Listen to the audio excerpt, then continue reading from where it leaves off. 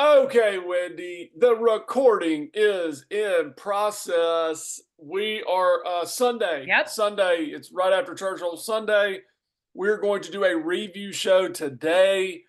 And because we are going to do a big Alabama Georgia deal on Thursday, aka we Yes. need some listeners to call in the hotline. We need some listeners to Yes. call in the hotline for this week. I'm putting the call out first thing that we're talking about. If you want to be on the show, give us your Alabama Georgia prediction. We know that game's coming up next Saturday. If you haven't listened to this show before, my name's Trey Davis. This is my sister Wendy. We really do this because Wendy likes to do it, and we have a lot of fun reviewing college football, SEC football, talking about some different things. I'm just kidding. We both really like to do this. Wendy, we're going to review the week number 4, which Yep. happened yesterday. Wendy, a lot of good football games. Wendy, where do you want to start? I mean, I guess we need to actually start with the Auburn game. Like, I feel like we need to start with the Auburn Arkansas game. I mean, it Okay. was an absolute catastrophe. Well, let's Absolute start there. catastrophe. Let's start there. We're going to start with the Auburn football Tigers.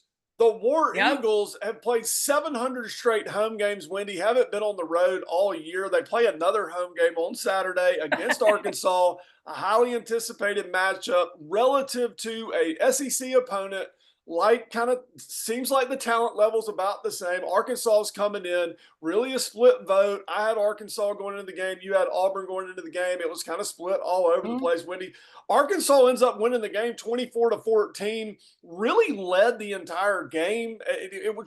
There was a couple of little spots there. Auburn was trying to make a run, but just never really did have anything for Arkansas. And it was really Auburn's offense again. I mean, Auburn's defense Yep. played good. Auburn turns the football over every 13 seconds. I mean, every Yep. 13 seconds they're turning over. They got lucky yesterday when Arkansas turned the ball over some. You have an Auburn guy running into the end zone and just literally fumbles the ball going into the end zone. You have their new Yep. quarterback throwing interceptions all over the place. You have Peyton Thorne coming in. I think I'm not sure if he threw an interception. Maybe he did real late. Wendy, there's a problem on the plains. What do There you is. say? Well, and the hardest part for me is, I mean, you look at that stadium, y'all, it is packed out. It is sold out. It does not matter how bad Auburn is. They will sell out a stadium. These guys do not back down.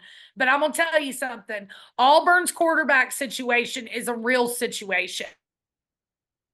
You gotta pick one. So you put this backup in, plays great for you last week. He obviously starts off, really doesn't have a great game. So you take him out. We're going to put Thorne back in.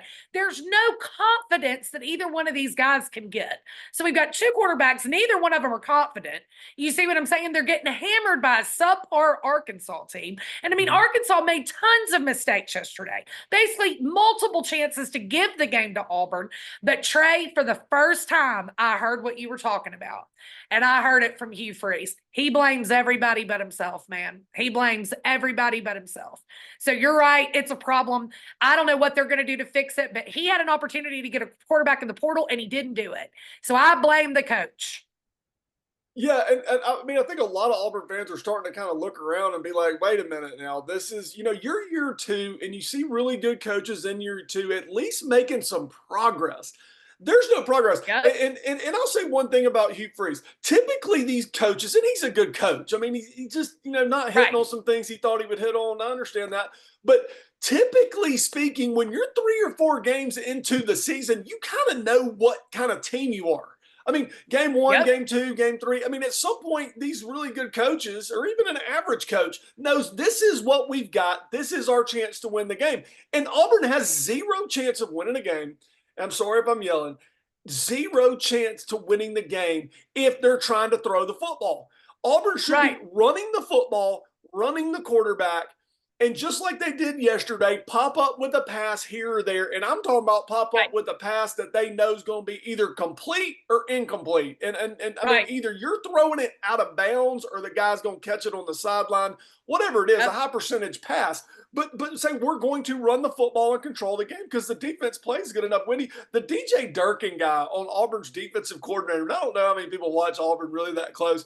Every time they show this guy on the sidelines, it looks Yep. like he's laughing. I mean, Yep. whether Auburn just gave up a touchdown, whether Auburn just stopped them on fourth down, whatever it is, DJ Durkin has a kind of a long history in football, but he always seems to be smiling, and it's funny to me. I'm like, what is the guy smiling about? But anyway, Right. kind of back to the point. Hugh Freeze's got to figure out this is who we are and this is how we're going to win games. And I'll be doggone if they keep backing up and throwing the football, Wendy. It's going to be a Yep. long year because the road gets tougher. Well, let me just say this last thing. Y'all should have kept Cadillac Williams.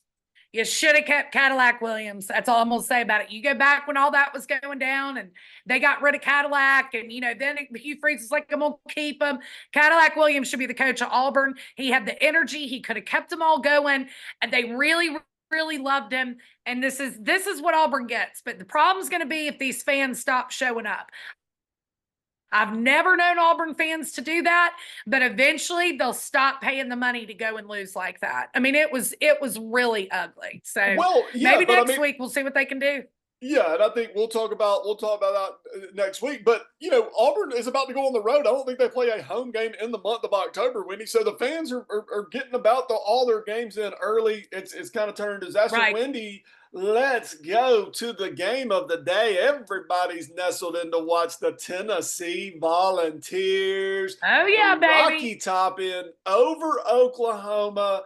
Tennessee's going out there in the biggest game of the day. I mean, it was the biggest game of the day. Everybody nestles in to 100%. watch the game. When Tennessee comes out on top 25-15, you're watching this football game and you're just waiting for Tennessee to take the top off of it. And Josh Heupel said, we're going to run the football. If they give us a certain look, Josh Heupel says, if Oklahoma gives us a certain look, we are going to run the football. Josh Heupel played it close to the vest. He stuck to the game plan. The game actually kind of went down into the fourth quarter. Now, anybody watching the game realized Oklahoma could not do anything against Tennessee's defense. Tennessee's defense looks like a major problem, and Tennessee goes out there with a big road win against Oklahoma. Wendy? Well, I mean, congratulations to Vols. I mean, this was their first big test. I've said it all month. Basically, they haven't really played anybody. What are they going to be able to do? Now, Trey, you've left some things out here, though, son. I mean, let's back up this train just a little bit. Oklahoma's defense was legit. Like, their defense was legit. Oklahoma's offense is atrocious. Absolutely atrocious. So you're not going to get me quite yet to buy into Tennessee's defense being elite until I see him against an elite program. But I'm going to tell you something. Oklahoma had something for them defensively. He wasn't able to do everything he's been able to do. They really had to manage the clock. And I mean, I want you to think about this. For them to even score 15 points, what was it? 50? What was the final yesterday, Trey? 15, 23? 25 to 15. Yeah. 25-15. I mean, listen, I thought it was going to be a blowout. I thought it was going to be an absolute blowout. I've got two theories to that. It was his old team. He's from there. He didn't want to just run up the score. But then I'm kind of thinking, well, I probably would have, especially after they showed him in uniform. Welcome back, Josh Heupel, at the very beginning of the game. That was kind of comical. But I played a great game. Quarterback's legit. I'm not taking any of that away from him. But I'm not 100% sold that they could beat a team that's got just as an electric of an offense as they do. Trey, Oklahoma's offense was terrible. I mean, they were terrible, Trey. Well, how much credit? Okay, well, how much credit are you going to give to Tennessee's defense? I mean, if it's Tennessee, so Tennessee well, Wendy, if you watch the game, Tennessee's defensive line literally shoved Oklahoma's offensive line into the backfield on every single play. Not on two plays, not when they were hyped up. literally on the only 50 snaps they were in the game, they blew them up. When Tennessee's But defense could a is better for real. quarterback gotten out of some of that? Could a better Possibly, quarterback gotten some of that? Could Jalen Milroe get out of that? Could Carson possibly, Beck get out of some of that stuff? sure. I'm not in any way, shape, or form, and I am yelling, trying to say that Tennessee looked terrible. I'm just saying I actually thought they would look a little bit better. That's Okay. all I'm saying. But let me tell you something. The quarterback's real. He's got a lot of weapons around him. But the defense for Oklahoma, if you take an Alabama defense or a Georgia defense or plausibly even LSU, some of those bigger defensive guys, and you've got a good offense on the other side, that score might look a little bit different. Okay. I really just expected it to be a much higher scoring game. But kudos to Tennessee. They went to a very loud stadium. We all know Oklahoma fans are legit. They went into their house and they managed that clock and managed that game from the minute they stepped foot on the field. I give them all kinds of credit. It'll just be interesting to see what they can do against another good quarterback. That quarterback from Oklahoma was terrible. The backup they put in, I would have liked to have seen him in the whole game. He's fast. He'd do a little bit more with his legs. You know what I mean? Yeah, So well, that fine. was my thing. That's a good opinion. If I'm sold on Tennessee, I'm still convinced Tennessee, if they wanted to score another 20, 21 points yesterday, they probably could have. They probably Right. could have if they wanted to. I think Josh Heupel was, and Tennessee's there to win the game. Tennessee's not there to put up 45 points. Tennessee's there to Right. win a football game, and that is what he did. He won the football game the way Right. he needed to win the football game. Wendy, a couple things about Oklahoma. It was their first SEC game. Number one, Oklahoma's sidelines are way too small. Like, I know they're a traditional program. I know they have all the clout and all this other stuff. You need bigger sidelines because I'm going to tell you right now, and I know they've been playing big football over there a long time. I'm not trying to say the Right. SEC's a lot different. These sidelines are a problem, Wendy. When you have athletes running at Right. Mach 5 speed over there and you've got a sideline that's 10 yards wide, somebody's going to get hurt at Oklahoma. I mean, somebody will get Agreed. hurt on the sideline at Oklahoma, Wendy. That was something very interesting for me to say. Number 6 for Tennessee, the Sampson kid ran hard yesterday. Yeah. Sampson, Hard. just a brutal game. I mean, these people are Yeah. popping out there, speed, physical. And every time they would get a turnover on Tennessee, which is something that really could be a problem if Tennessee turns the ball over, which they did. And every time Tennessee turned the ball over, Oklahoma turned the ball right back over to them. So there was no advantage given. So Tennessee, Rocky Tops all the way back to Knoxville. Yeah, team though where you got. So again, Tennessee turned it over. Oklahoma to me is a subpar team. They it right back in in Alabama. I'm just saying, I think field advantage is real. Tennessee is the real deal. I'm saying what? All right, I think you're checking up on me a little bit, Wendy. Your internet's checking up. Am I checking up on you? I don't know. You're fine on mine. Okay. All right, well, let's move on. I'm sorry about the internet, y'all. This is just the way that it is. We've had to move around 2 or 3 times. And I'll be honest with you, we don't have any other way else to do this. This is what's going to go out. Wendy, next is Missouri and Vanderbilt. Yeah, your pause right there. Missouri and Vanderbilt. And Missouri comes out of there with a win that – a double overtime win. Vandy missed the field goal late, but Missouri could be in trouble, Wendy. They might not be a top, say, 7 ranked team in the country. Well, I got something on the board, Trey. I don't know if you can read it. Wendy's written one thing down. Let's see if you can. Vandy almost beat the number 7 team in the country. Missouri is overrated and roll tide. Wendy, you think Missouri's overrated? I thought Missouri was overrated from the jump. They played nobody. I don't know why everybody thinks Missouri is good. They limped out of that game yesterday. The poor kicker. We're going back to a kicking game for Vandy. But I'm going to tell you something. Missouri, I have no idea how they even got up to be the number 7 team in the country. They're terrible. I don't even want to talk about Missouri, but I have to because they're in the top 12. Well, I can never talk about Missouri again and be completely fine. Okay, well, they win the game, and there's something to winning games. Missouri keeps Yep. winning. Wendy, around the other parts of the league, the USC Trojans get beat by the Michigan Wolverines. Michigan ends up Good beating them game. 27-24 in a really good game. I mean, probably the most entertaining game of the day. It was back and forth. Yep. Michigan really did the running thing and the big offensive line and really pounded them. Yep. USC came back. USC fought. They did not lay down. They did fight, gave up a touchdown late, and Michigan pulls out the win on USC. Yeah, really fun game to watch, though. That was that early game. I mean, it was a good back and forth game for being an out of conference. Again, not that many great games on. And the best game of the day was the Tennessee Oklahoma game, and that was a 7:30 game for me, 6:30 for you. So ended up having to watch it. But let me tell you something. I don't know if either team is good. So I just go back to, are either one of them that good? So All right, it was fine for what it was. Michigan fans get crap. LSU wins. Go ahead. LSU beats UCLA. LSU wearing the purple jerseys. LSU still got a Yep. defensive problem. I mean, I think they won by 14, 16 points, whatever it was. They still, Yep. for some reason, LSU cannot figure out the defensive side of the ball, but they win. Wendy, Billy Napier, Florida gets a big W against Mississippi State. My God, he needed to win. If anybody on planet Earth needed to win, he did. Let's go to this. The Colorado in prime time. Deion Sanders, thank goodness for quad boxes on YouTube TV, because this was a game we were able to watch while we were watching the Tennessee game. Right. Colorado should have been beat by Baylor. Colorado ends up beating Baylor in overtime. They're down 7 points with like 2 seconds left in the game. Shedeur Sanders throws a just basically a Hail Mary into the end zone. Colorado somehow catches it, kicks the extra point. They go to overtime. Colorado scores.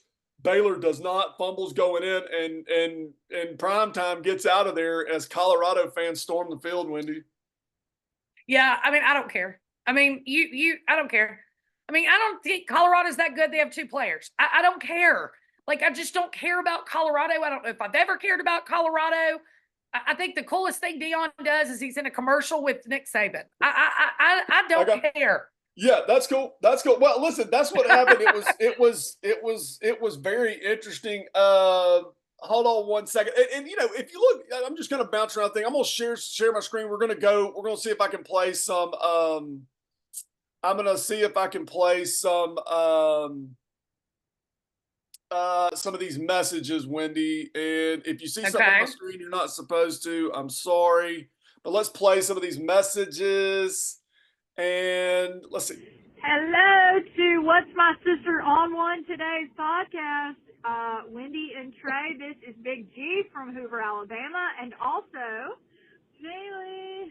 Where are you from, Naylee? I'm from Knoxville, Tennessee. Where are you residing right now? Currently, Julia Tutwiler Dormitory. Where at? University of Alabama. Roll Tide. Roll Tide. So we have a prediction today. Naylee's gonna go first. Okay, I think for the Tennessee OU game that Tennessee is going to win 43-21. Let's go, Maylee. And I am going to say a game that's on right now. I really think that Florida does pull it out today just by the hair of their chinny chin chin, but I feel really bad for Billy Napier. Anyway, we just wanted to say if Alabama was playing today that they would crush everybody. And Roll Tide. Roll Tide. We're shaking on our beds. George has gotten off me too, but yeah. Roll Tide. Roll Tide. Tide on top. Sorry. That sounded like Gina and Maylee. Here comes another. This is Karen from Knoxville again. That feeling I had. Hold on. We got to listen to another message. Hold on. This is Karen from Knoxville. I'll tell you, all the hype around the Tennessee program and Heupel's history with Oklahoma, I've kind of got a feeling the Oklahoma game may prove to be too big for the Volunteers. Oh. It'll still be a good game. Bye. This is Karen from Knoxville again.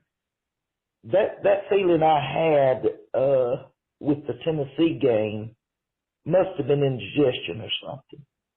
but it was a good game, and poor Auburn. Yeah, poor Auburn. Poor Auburn, Hey, Wendy. this is Poor Auburn. So we got three messages this week. Yep. We had three messages this week. We had Gina and Maylee, which is your daughter, and we had Karen from Knoxville. Thought Oklahoma was going to do anything. Claims it was just indigestion, Wendy. All right, so listen. If you're listening to this, please call the number. If you've been given the number, please call. We want your predictions going in. We're going to put out another one on Thursday. Wendy, we got two other things real quick. No, one other thing. We're going to jump off here. Sorry. Just No, you're busy. fine. I got to get I don't out care. the door too. Wendy, when you were out a couple weeks ago, it really started the this show needs a new name. And it started and I've said that.